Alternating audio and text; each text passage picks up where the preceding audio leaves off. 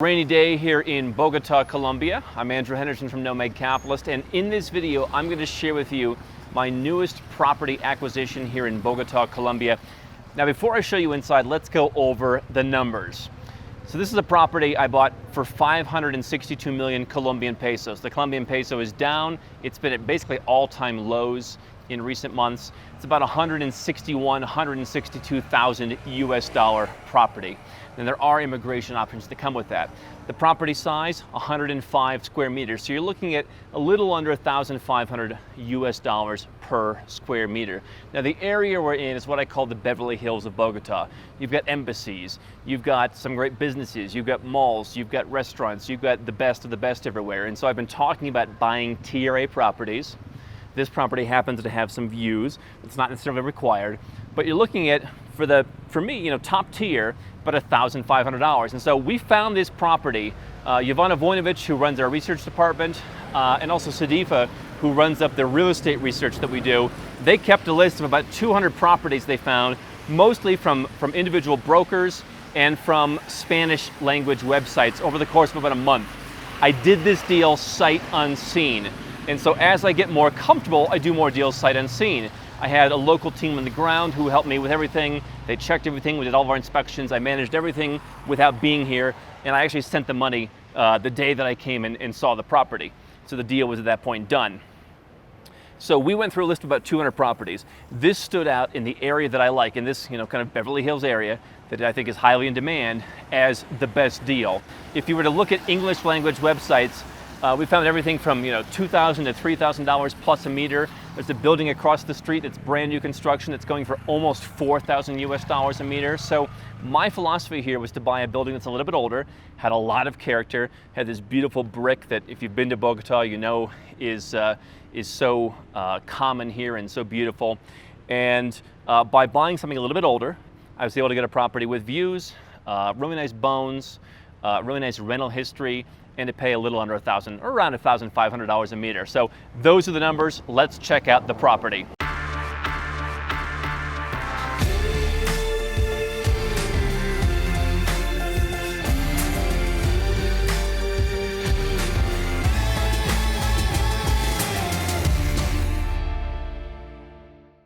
All right, so here we are. We're going to come into the apartment. Now, just as we came up, it started raining, because we're here in the middle of the rainy season in Bogota, so there's some thunder, there's some rain going on outside.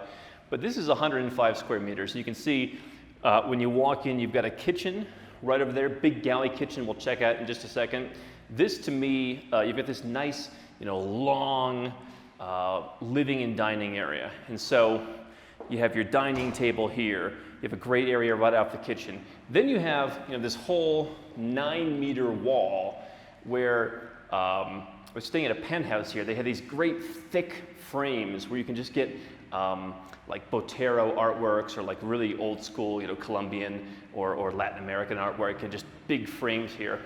You've got a really nice living area here, which, well, it seems kind of small. You've actually got about 4.5 meters by about 3.6 meters across. So you've got 2 facing sofas we're going to put in here. You've got a nice buffet, nice sitting area. Now, what intrigued me about this deal at first was I was looking at the videos. I did the deal entirely sight unseen. The day I sent the money, about 2 hours later, we came over and saw it for the very first time. And I've gotten used to doing those deals because we've got a great team who researches them both remotely, and then a great team on the ground. And I said, this has pretty good bones, and it does. But what I've noticed is, while this is a perfectly livable house, you could move in, you've got a lot of things that just are bothersome to me. So this whole door I want to change. Everything needs to go. You've got these kind of wires painted in, just kind of old school. The moldings don't match. That has to go. This is like a Georgian look, where you go to like a Georgian apartment where it'll be 50 or 60 meters, and they'll have 4 different kinds of floors. So you've got 3 different kinds of floors right here, which that has to go. You've got a kind of electrical sockets that are sticking out. They're usable, they work, everything works. I didn't realize till I got here, you have 2 different light fixtures in the same room. I don't know who did that. So there's a lot of little things, just a lot of little cosmetic things, like these curtains, you need to get new curtains. These windows, they don't have to be replaced, but you've got a little bit of traffic noise up here. And so I'd like to replace those to get rid of some of the noise, maybe put in some plastic windows or wood windows. But this was renting out in this condition for 4 million Colombian pesos a month. Subtract management fees of about 470, so you're left with about 3.5 million Colombian pesos a month, about 1,100 bucks that this was renting for. And there's some, of course, some property taxes and some other de minimis expenses, but you're making about 1,000 bucks a month net. That was the deal that just left when they decided to sell the place. And so I think obviously if you made a lot of touch-up, you're in a great area. This is a very high demand area. I call it the Beverly Hills of Bogota. You've got great restaurants, a lot of embassies around. And so I think if you fixed it up, you could easily, we're thinking, get between 5 and 5.5 and in talking to some of the agents we work with. Let's come in over here. So we've got 3 bedrooms. The bedrooms are a little smaller. I love the bones. By the way, I want leave a comment. Should we keep the circular arch? It's kind of growing at me. When I first saw it, I said, that's got to go. Should we keep the circular arch, or should we just flatten it, and should we just straighten it out? Leave a comment below. So we come into the hallway here. You've got 3 bedrooms. They're a little small, but you know, one thing my mother taught me at a very early age, she built 4 different houses. We moved around a lot. And I learned that everything looks smaller without furniture.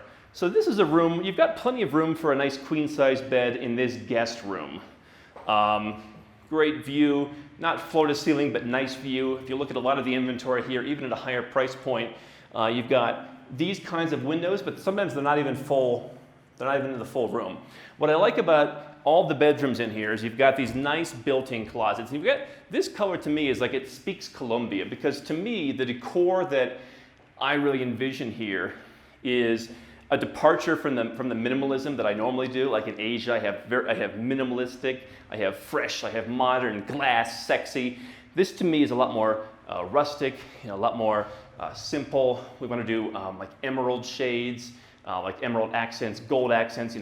Colombia, I think, is the biggest exporter of emeralds in the world. But these closets are actually in pretty nice shape.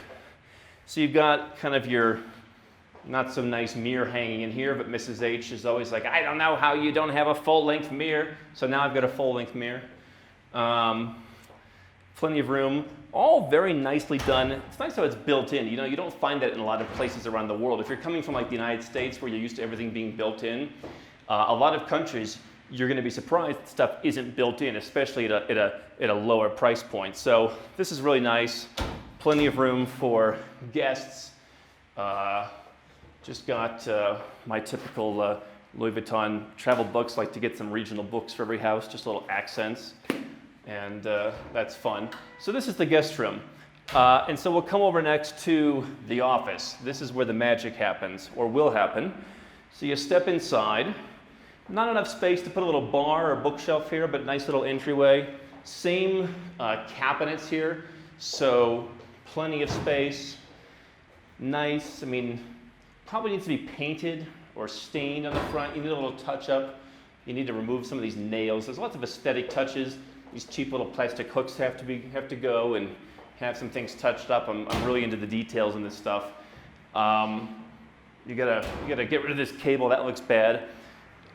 Stain this, but you've got this nice, really beautiful views. You've got this nice wood piece, so you can have some nice curtains behind it. I like to keep the curtains open. I don't know why you wouldn't want views of the city. And what's nice is you've got nothing in front of you. So that's going to be great for privacy. So you'll have a desk here, have some chairs for meetings or people to sit and relax, do some reading here. Probably put a bar over here just to keep some nice Colombian rums, keep some nice Chilean wines. Really nice office. And you can see again, by the way, they did not want to put the same light fixture anywhere in this house. One thing that I've learned in studying these older Colombian properties, because again, this was built in 1984, ceilings aren't as high. I'm 1.93, I'm about 6'4". These ceilings are 2.35. So really, I think you should have recessed lighting here. Any lighting that hangs down, to me, makes the room look smaller. And so you want to use these walls here for art that really accentuates and plays with the shorter walls. Now, we're going to go to the master bedroom. If you wanted a 2-bedroom, which I think is probably bad for resale in this area, you could knock through this closet and make a beautiful master suite. But what I've learned is having a workspace, having a guest room, having a place to relax, really very important. So let's go next door. Now remember, when I first bought this, my goal was, I don't know what I'll do with it. I want to get into Colombia more. It's a great location. It's what I call tier A. You know, you're never going to find a better location than this. The master bedroom's a little small, and that didn't bother me at first because I wasn't sure if I was going to live here. So now I'm thinking, I kind of like Bogota. It's very livable. It's very green. I've always liked it. But now Mrs. H and I are thinking maybe this gets added into our collection somehow. So you've got a little bit of a smaller window here, but it's nice when you sit in the bed. You've got beautiful trees, beautiful brick buildings. A lot of people, when they come to Bogota, are astonished at the kind of architecture here. It's so well built. It's so beautiful. And just a lot of these buildings, including this building here, just like solid brick, just really nice brick. So again, lots of aesthetic changes. Now my design rule, my personal design rule, I don't put TVs in the living room. If I were to be an interior designer, that would be my thing. That'd be my calling card. No TVs in the living room, because who's watching TV anymore? Okay, you get the Apple TV or Roku, whatever you got. I might put one TV here. That's kind of my old thing. Have one TV in the bedroom, and you go from there. Now these doors, we gotta work on something on these doors. Admittedly, this is a little low for me, but you can take a look at the bathroom. So again, when I first saw this bathroom, not so bad. Now I'm seeing lots of little touches. I'm seeing that the lighting or the socket is just a little bit off angle. The wood. The wood here on this vanity is a little cheap for my taste. The sink is not so bad. You might need a little bit better fixture. The shower, I like the glass door, but you probably want to do something with this ventilation. Actually, they lowered these ceilings to save money. And so you can actually knock this ceiling out and raise it about 15, 20 centimeters. Get rid of this kind of cheap ceiling stuff. And so you've just got a lot of little touches here that need to be fixed. I mean, this is just really cheap. So it doesn't look so bad at a distance. You could live here. Just lots of little things that need to be touched up. The tile needs to be whacked. You probably want a little bit better divider here between the tile and the laminate. And actually, one thing that's worked very well that might be worth considering in a place like Bogota, where heating isn't as common. I did this in Montenegro, where we took out the floor. This floor is not so bad, actually. It is bubbling in a few places, but if you take up the floor, you can actually put, in many cases, heating underneath the floor and just turn the floor heating on. And spending some cool evenings in Montenegro this past spring was really comfortable having that floor heating. So not a lot of room for a TV. You're kind of limited because you've got a bed over here. You don't have so much room for art, but you've got beautiful vistas. And then you've got, again, not a huge closet, but you've got lots of nice drawers for sweaters. Some of you know I'm a big sweater collector. Keep that sweater game strong. And so you've got lots of room. So 3 nice bedrooms, not huge bedrooms. You could make one really huge, long bedroom with a sitting area. That's up to you. Let's go check out the rest of the house. I have another guest bedroom here, basically the same finish. Cheap wood laminate, kind of a cheap shower, kind of a creepy shower. You need a nice rainforest shower, raise the ceiling, get a nice mirror in there, get a nice, what I'm thinking like a nice emerald granite countertop surface that uses up a lot more of the space, get a nice vanity in there with plenty of storage space, and really make it a lot better. They really did a great job of making every single light fixture in this house different, so kudos to them. So now we're going to go to the kitchen. One of the things that you find, especially when you go to Asia, is I've got a decent sized kitchen in Asia, but it's hard to find huge kitchens. So if you're from the US and you're used to these huge open floor plan, it's harder to find. It's becoming more and more common. You can certainly renovate to get there. This is a really great galley kitchen though, so come on in. You've got so much room in this kitchen. Now, the first thing that I saw when I saw the video from a distance was this kitchen I thought, I think this kitchen has to go. And I mean, it feels like you're in a Navy submarine. This is just really bad. So we can come around here. You need to bring your own refrigerator. Again, some of you who are watching are thinking like, you bought a house without a refrigerator? It's actually pretty common. So you've got an area for a refrigerator here, and we can just come around here and take a look at that. But then you've got this huge, 2 sides of the kitchen. Now again, I mean, this is like, I don't know when they put this thing in. Again, you got to raise the ceiling. You can see you can get about an extra 15 centimeters for the whole place because this ceiling is actually closer to like 215. So you can raise this up to the rest of the level. Lots of cabinet space. Finally, you know, everything you want. You want your coffee maker, you want your blender, plenty of space to hide it all. And then you've got this great views. Now these windows have to go. You've got limited ventilation in a lot of these countries where you don't have like central air. So you get ventilation by opening this window. That's got to go. But you've got some great views. What I want to do is take out part of this because you have so much space here. Bit of a breakfast nook. You just sit on a bar stool. You enjoy your cereal. You look out the window. You've got a great time. Great area here. This is why I love the Americas. Why I also love Malaysia, because you've got this big area for, you know, washer dryer. You can knock this sink out or shrink it. Put some cabinets in front of this. Now here's the interesting thing about a lot of these houses. We saw the same thing in Mexico City, where again, 35-year-old property. You've got these like servants' quarters, and so this is where someone would live, and they would live off the kitchen. And so you can take this. I think you can take half of this out, and you could open this up. But I'm thinking, you know, here's the one thing that you have as a challenge as a nomad a lot of times is if you're buying these homes, you know, I don't live in mansions. I don't really see the need for a mansion. So, you know what, I mean, what's not a huge issue for me, but could be for someone starting out who is buying smaller homes is storage space. You've got a great storage space here because I don't plan on having a live-in maid. So you can really make this a great storage space to whatever, extra closet space, guest coats, come on in. You know, just all this stuff, you know, luggage, all this stuff that when you're in a smaller environment is harder to hide. And so it's not so bad. You're right at the kitchen. You've actually got this really nice, you know, theoretically, you could even make this like a man cave. It's really narrow. You could put a desk in here, so I don't know how, it's a little too small, but you could make this like just a place to sit and have a scotch or have a rum. And then you've got this kind of like really tiny, really freaky bathroom where like for your shower. I mean, this has to be all changed around, but nice little private bathroom if you want to just come back here and hang out. So this is my new project in Colombia, and what I want to hear from you in the comments section is, what do you like about it? What do you not like about it? Are you interested in real estate in Colombia? I think it's a great deal. The peso has dramatically weakened since we started looking at this market. That is one challenge in Latin American countries, but you know, I think you've already gotten a pretty good deal in this house. 105 square meters. I want to hear your feedback. Do you like Colombia as a market?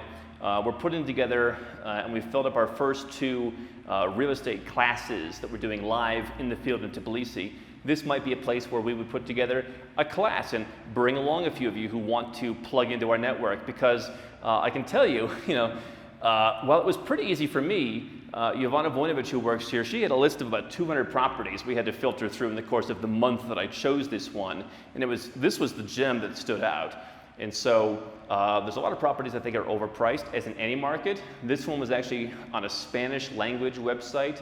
That's a smaller website that we found through one of our agents, and they helped us with that. But leave your comments below. Do you like Colombia as a market? We're going to be bringing a lot more projects like this one in the future. How can Nomad Capitalist help you? 4 ways. Number 1, subscribe to our channel and click the notification bell to make sure you get our new video every day. Number 2, get a copy of Nomad Capitalist, the book. You'll learn a lot of my personal experiences over a dozen years of studying this stuff, as well as exactly some of the strategies that you can use to build your Nomad Capitalist plan. Number 3, if you're not sure where to start, but you want to come and learn from my team and I, you want to come and mingle with like-minded people, learn more about our live conference, Nomad Capitalist Live. It's coming up soon. And number 4, if you want some help right now because you've got a burning issue, you need something solved, you want to lower your taxes, get a second passport, or build the Nomad Capitalist lifestyle of your dreams, go to nomadcapitalist.com and click on Become a Client.